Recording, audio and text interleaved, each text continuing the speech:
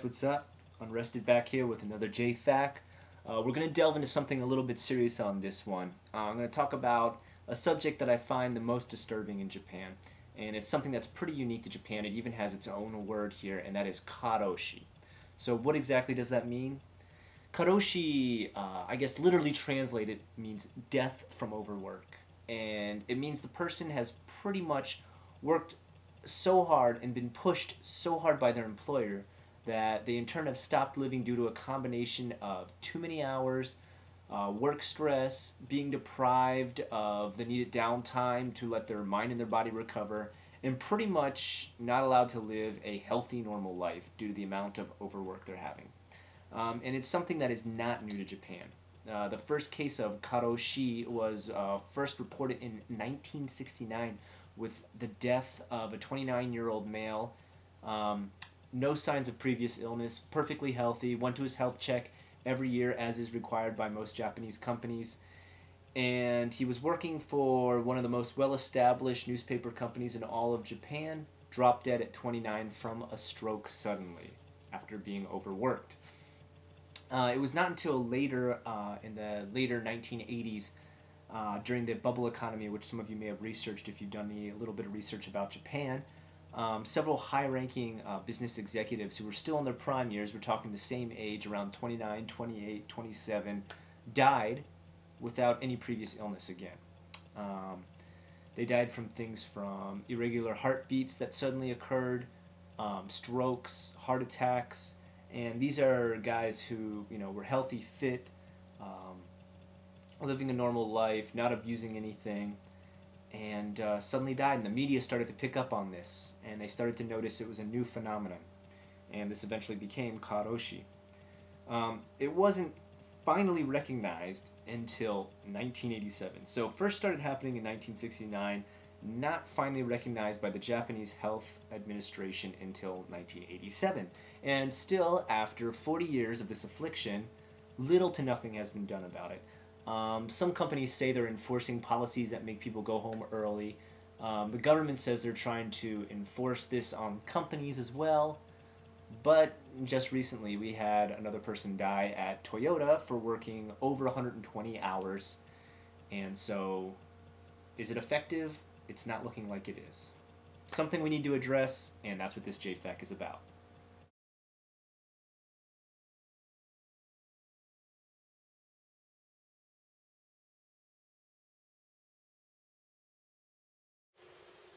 Karoshi, when translated, literally means death from overwork. Personally, I feel people need a better life-work balance. The constant stress of work is leaving people not only physically ill, but mentally ill as well. I believe I need to work to live, not live to work. However, I must admit I'm in the minority, and most of the workers in Japan's corporate culture will disagree with me. I've read in the newspaper that some people are adopting a more flexible work routine, but I don't believe there will be a major change in Japan anytime soon. The government has stepped in to protect workers, but I believe our society will continue to experience cases of Karoshi in the future. As of right now, dozens of large corporations have implemented no overtime days, supposedly, and this requires employees to leave the office promptly at 5:30 p.m. But few workers actually do this. For the most part, most stay in the office and just have the lights off, or simply take their work home and do what's called furoshiki, or cloaked overtime. So, as you can see, the problem is not being solved.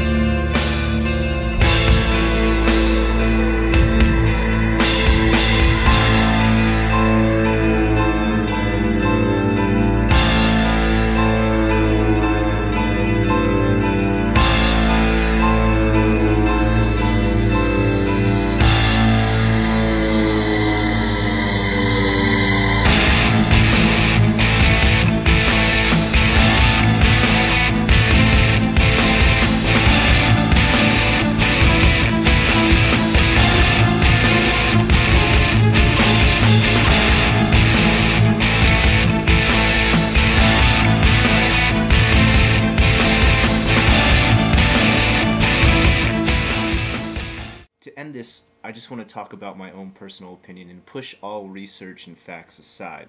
There's many things I love about Japan. It's a great country. It's way ahead of its time as far as technology, second largest economy in the world. It's a great country, very peaceful, low crime rate. Comparably to any other country, it is the safest in the world. Now, the problem is with the big names that you know from Japan. Toyota, I'm talking about Mitsubishi, Suzuki, all those big names that you know. Yamaha. What's happened over the years is profit has become far outbalanced compared to humanity, as in the humanity of the workers for these companies. Prices in Japan have skyrocketed. After the bubble era, things became enormously expensive, and the cost of living has become enormously expensive. And instead of balancing things out with higher pay, they just overwork people harder.